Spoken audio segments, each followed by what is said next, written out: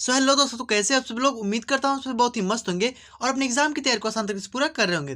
तो दोस्तों आज की इस वीडियो में हम बात करेंगे एशियन हिस्ट्री से, जो हमारा सिंधु घाटी सभ्यता है, ठीक है। इससे रिलेटेड जितने भी प्रश्न होंगे इसको आज हम यहाँ पे देखेंगे और एकदम इसको शॉर्ट में एकदम मतलब कि मैंने आपके लिए बनाया है, ठीक है। और इसमें जो भी मोस्ट इंपॉर्टेंट प्रश्न है वो आपको इसमें मिल जाएंगे, जो भी आपके एग्जाम से रिलेटेड है, ठीक है।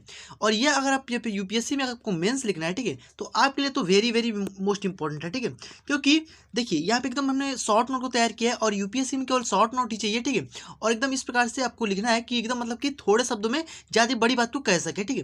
तो इस तरीके से यहाँ पे नोट्स ये बनाया गया है, ठीक है, आप सभी के लिए। और अगर आप यूपीएससी में अगर आप मेंस लिखना है तो आपके लिए बहुत ज़्यादा इंपॉर्टेंट होगा, ठीक है। चलिए इसको देखते हैं आसान तरीके से। तो बस आपको वीडियो को लास्ट तक देखना है और इसमें आपको वीडियो कैसा लगा आप एक कमेंट करके जरूर बताइएगा। तो चलिए स्टार्ट करते हैं फटाफट से। तो देखिए, तो चलिए फटाफट से देखते हैं और इसमें एक एक चीज़ों को समझेंगे। तो बस आपको ध्यान से देखना है और समझना है, ठीक है। बहुत ही आसान शब्दों में समझेंगे। तो चलिए देखते हैं कि करके। तो देखिए सबसे पहले हम देखेंगे यहाँ पे सिंधु घाटी सभ्यता में जो इसका काल है, मतलब कब से कब तक है, तो ये हमारा 2500 बीसी से, ठीक है, 2500 बीसी से लेकर के यहाँ पे 1750, ठीक है। यानी हमारे यहाँ पे इसके बाद से यहाँ पे 1500 हमारे जब जैसे ही आएगा तो हमारा वैदिक सभ्यता जो कि चालू हो जाता है, ठीक है। तो यहाँ पे हमारा इतना जो कि 2500 से लेकर के और यहाँ पे 1750 तक हमारे यहाँ जो कि सिंधु घाटी सभ्यता चलता है। ओके, चलिए देखते हैं इसमें एक एक चीज़ों को और हेडिंग वाइज हेडिंग इसको ध्यान से देखेंगे। ओके, चलिए देखते हैं। तो देखिए यहाँ पे हमारे सबसे पहले नगरीय व्यवस्था को बात कर लेते हैं। तो नगरीय व्यवस्था कैसी थी सिंधु घाटी सभ्यता में। ओके, तो देखिए इसमें क्या बोला गया है कि सड़क और नालियां सीधी होती थी और एक दूसरे को समकोण पर काटती थी, ठीक है। तो यह ध्यान रखिएगा, ये किस पर काटती थी, तो समकोण पर, यानी एकदम नालियां जो है एकदम सीधी होती थी और एक दूसरे को समकोण पर इस तरह से काटती थी, ठीक है। तो ये आपको समझ में आ गया। उसके बाद से देखिए नालियां ढकी हुई होती थी, जिससे यह पता चलता है कि इनकी जो नगरीय सभ्यता है वो बहुत ही सभ्य थी, ठीक है। मतलब कि एकदम ये लोग सभ्य थे, ठीक है। यानी सिंधु घाटी सभ्यता के जो लोग थे, ठीक है, वो बहुत ही सभ्य थे। ओके, चलिए आगे देखते हैं। तो अगला इसमें आपको यहाँ पे दिया गया कि उसके बाद से देखिए क्या बोला गया है कि भारतीय पूर्व से पश्चिम, ठीक है, भारतीय पूर्व से पश्चिम और यहाँ पे उत्तर से दक्षिण दिशा में फैली थी। यहाँ की दीवारें जो हैं वो पक्के ईंट की थे। यानी ये जो सभ्यता है वो कहाँ से कहाँ तक है, तो हमारे पूर्व से पश्चिम और यहाँ पे उत्तर से दक्षिण, ठीक है, इतने मतलब यहाँ पे फैले हुए थे जो कि पाकिस्तान में, ठीक है। चलिए आगे देखते हैं इसमें और भी चीज़ें। देखिए यहाँ पे जैसे आप देख सकते हैं यहाँ पे जो कि चित्र के माध्यम से इसको कि यहाँ पे बनाया गया है, यहाँ पे पक्के ईंट है, देख लीजिए हमारे पक्के पक्के ईंट के यहाँ पे बनाए गए हैं, ठीक है। इस प्रकार से कुछ यहाँ पे जो कि पक्के पक्के ईंट के जो कि बनाए गए हैं, ठीक है। और बहुत ही ये सभ्य शब्द था, ठीक है, जो कि हमारे यहाँ पे जो कि ऐसा माना जाता है कि बाढ़ के कारण ये नष्ट हो गया। चलिए इसमें आगे देखते हैं। तो देखिए आगे क्या है हमारे इसमें, आगे इसमें बोला गया कि सिंधु घाटी सभ्यता के प्रमुख स्थल, ठीक है। तो सिंधु घाटी सभ्यता में जो प्रमुख स्थल हमें मिले हैं खुदाई के दौरान, तो उसको मैं पे देख लेते हैं, ठीक है। देखिए बहुत ईजी है। तो देखिए इसमें क्या बोला गया कि सिंधु घाटी सभ्यता के सर्वाधिक स्थल गुजरात में देखने को मिले, ठीक है। यानी जो भी हमारे स्थल मिले हैं, यानी जैसे कि मान लीजिए ना कि 300 से ज़्यादा जो कि स्थल मिले हैं, ठीक है। तो इतने ज़्यादा स्थल मिले हैं और उसमें से लगभग हमारे यहाँ पे 200 स्थल जो है केवल केवल गुजरात में मिला है। यानी सबसे ज़्यादा स्थल किस में मिले, तो गुजरात में मिले हैं। ये आपको क्लियर हो गया। नेक्स्ट देखिए इसमें नेक्स्ट क्या बताया गया।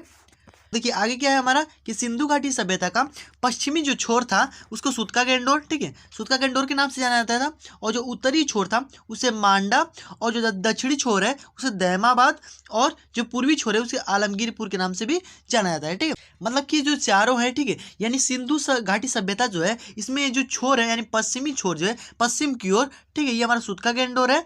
और जो हमारा उत्तरी छोर है वो मांडा है और यहाँ पे दक्षिणी छोर दैमाबाद और यहाँ पे जो पूर्वी छोर है वो आलमगीरपुर है। यानी इतने में जो कि ये एरिया में जो कि बांधा हुआ था। जैसे हम देख सकते हैं यहाँ पे हमारे यहाँ पे हड़प्पा दिया गया है और यहाँ पे कालीबंगा दिया गया है, यहाँ पे मोहनजोदड़ो दिया गया है, ठीक है। और यहाँ पे जो कि हमारे क्या है कि लोथल दिया गया है, ठीक है। तो यानी ये प्रमुख प्रमुख स्थल यहाँ पे दिए गए हैं। यहाँ पे आपको चित्र के माध्यम से यहाँ पे दर्शाया गया है, थोड़ा सा देख लीजिए। तो इस प्रकार से जो कि यहाँ ये इतना में जो कि हमारा सिंधु घाटी सभ्यता पूरा है, ठीक है। तो क्लियर है। देखते हैं आगे इसमें। तो अगला हमारे यहाँ पे दिए गए कि पाकिस्तान में हड़प्पा, मोहनजोदड़ो, चनहुदड़ो और सूतका गंडोर स्थल देखने को मिले हैं। जैसे कि हम देख पा रहे थे, ठीक है, यहाँ पे बहुत सारी चीज़ें है, हड़प्पा है, मोहनजोदड़ो है, चनहुदड़ो है और सूतका गंडोर इत्यादि जो कि स्थल जो कि हमको पाकिस्तान में देखने को मिले हैं। वो पाकिस्तान में हमें क्या क्या मिली है, हड़प्पा सभ्यता, मोहनजोदड़ो और यहाँ पे चनहुदड़ो और यहाँ पे सूतका गंडोर, ठीक है। तो ये चार चीज़ें जो कि हमको मिली हैं और इसको एक एक करके चलिए मैं समझ लेते हैं, ठीक है। एक चीज़ को देखेंगे ध्यान से और देखिए बहुत ही इसमें जो जो चीज़ें मतलब खुदाई के पश्चात क्या क्या मिला है वही चीज़ को इसमें हम बात करेंगे, ठीक है। सबसे पहले हड़प्पा सभ्यता के बारे में बात करेंगे। तो देखिए सबसे पहले क्या देखेंगे हम इसमें, हड़प्पा सभ्यता, ठीक है। खुदाई के पश्चात हमें क्या क्या मिला है यहाँ से, तो देखिए हड़प्पा में खुदाई के पश्चात हमें कुम्हार की चाक, श्रमिक आवास, अन्नागार, मातृदेवी की मूर्ति, ओखली, ताबूत, RH-37 कब्रिस्तान, हाथी की खोपड़ी और यहाँ पे हड्डी के साथ जो कि हमको देखने को मिले और यहाँ पे एक श्रृंगीय जानवर के भी साथ जो कि देखने को मिले हैं। ठीक है, यानी आप इसको ट्रिक के माध्यम से आसान तरीके से याद कर सकते हैं। जैसे कि मान लीजिए कि कुम्हार की चाक, यानी कुम्हार की चाक हमें मिली है, तो इसका मतलब कि वहाँ पे श्रमिक ही होंगे, तो ही तो कुम्हार चलेगी, मतलब चाक जो चलाया जाएगा श्रमिकों के तौर पर चलाया जाएगा। तो यहाँ पे जो कि श्रमिक भी हमें मिल गए हैं। ठीक है, और जब श्रमिक हैं इसका मतलब कि यहाँ पे उनका आवास भी होना चाहिए और अन्नागार भी होना चाहिए, यानी कुछ खाने के लिए उनको चाहिए ना, तो यहाँ पे खाने के लिए उनका अन्नागार हो गया। ठीक है, और ये लोग मातृदेवी की मूर्ति की पूजा करते थे। ठीक है, तो ये हमारा मातृदेवी की मूर्ति मिल गई है और यहाँ पे ओखली भी मिली है। ठीक है, और यहाँ पे ताबूत मिला है। ठीक है, और यहाँ पे RH-37 कब्रिस्तान मिला है। ओके, और हाथी की खोपड़ी भी देखने को मिली है और हड्डी के साक्ष्य भी मिले हैं और जो एक श्रृंगीय जानवर है, ठीक है, एक सिंग वाले जानवर जो है उसके भी हमें साक्ष्य देखने को मिले हैं। ठीक है, तो देखते हैं आगे इसमें। चलिए यहाँ पे मोहनजोदड़ो की बात कर लेते हैं, ये आपको समझ में आ गया होगा। ठीक है, देखते हैं इसमें।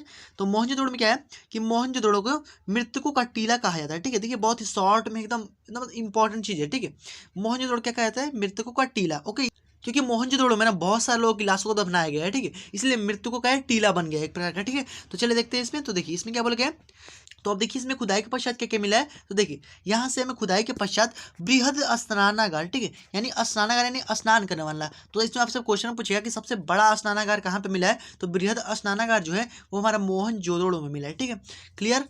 अब देखिए यहाँ पे अन्नागार, ठीक है, तो अन्नागार भी हमारा इसमें मिला है, लेकिन सबसे पूछेगा कि सबसे बड़ा अन्नागार कहाँ पे मिला है। तो देखिए अन्नागार तो हमारा दोनों में मिला है, लेकिन अन्नागार सबसे बड़ा किस में है, तो हमारा मोहनजोदड़ो का जो अन्नागार है वो सबसे बड़ा है। ठीक है, तो इसमें हमारा दोनों बड़ा है, यानी बृहद यहाँ पे स्नानागार भी है और अन्नागार भी बड़ा है। ठीक है, तो और यहाँ पे हम क्या क्या मिला है, तो कुआं मिला है और यहाँ पे चौड़ी सड़क और यहाँ पे लगभग यहाँ पे 10.5 फीट की लगभग यहाँ पे चौड़ी जो कि सड़क हमें मिली है देखने को। ठीक है, और यहाँ पे पशुपति शिव की मूर्ति भी देखने को मिली है, सूती वस्त्र के साक्ष्य भी मिले हैं। ठीक है, और भी इसमें बहुत सारी चीज़ें हैं देखिए, और हमारे पे नर्तकी की मूर्ति, सभागार इत्यादि साक्ष्य मिले हम। ठीक है, तो इसमें देखिए यहाँ पे चित्र के माध्यम से आपको दिखाया गया, थोड़ा सा इसको थोड़ा सा और जूम कर लेते हैं। ठीक है, देखिए यहाँ पे हमारा जो कि इस प्रकार से कुछ यहाँ पे बनाया गया है। देखिए यहाँ पे स्नानागार यहाँ पे आप देख सकते हैं। ठीक है, ये हमारा बृहद स्नानागार है।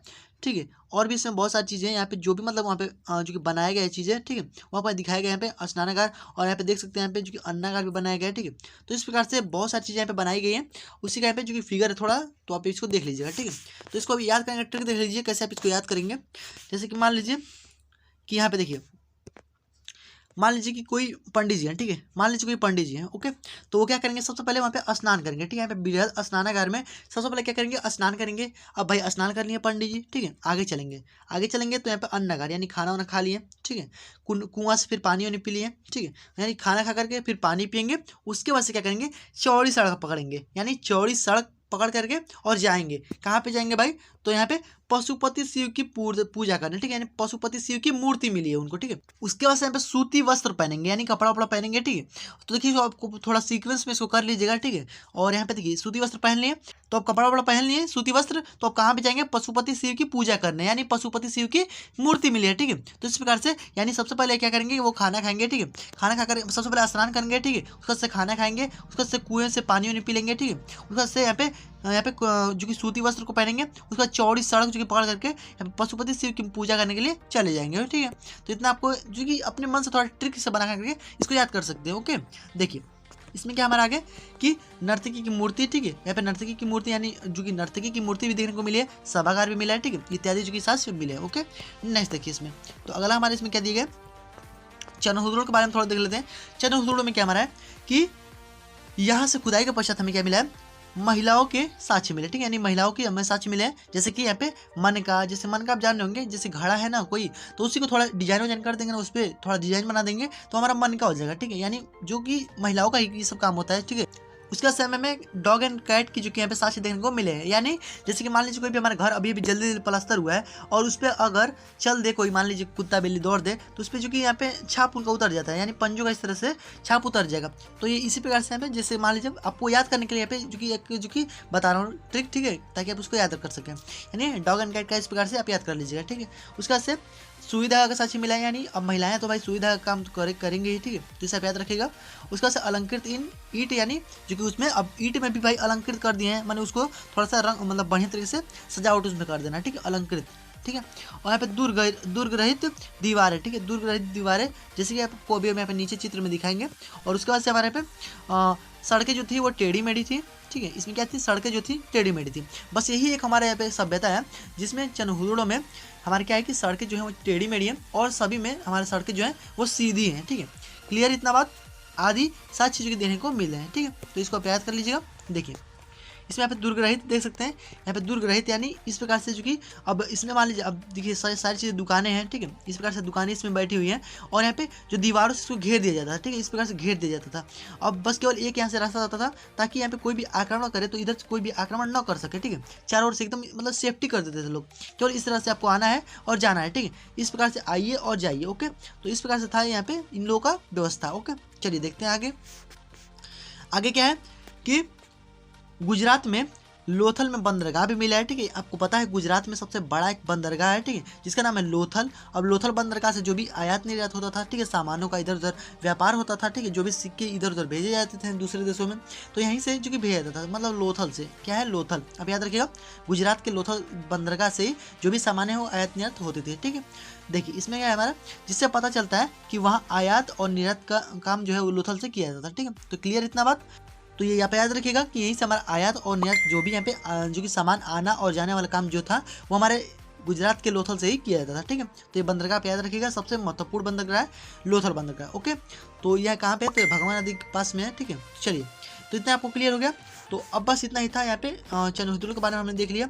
और सूत्रा का इंडोर बचा हुआ है, तो उसको जो कि इतना ही केवल इंपॉर्टेंट है, इसको आप जरूर से देख लीजिएगा और इसको आप जरूर से एकदम मतलब तैयार कर लीजिएगा। इतना आपको एकदम तैयार कर लेना है। इसका आपको पीडीएफ भी मैं प्रोवाइड करा देंगे, आपको पीडीएफ का लिंक जो है डिस्क्रिप्शन बॉक्स में मिल जाएगा, आप वहाँ से इसको डाउनलोड कर लीजिएगा, ठीक है।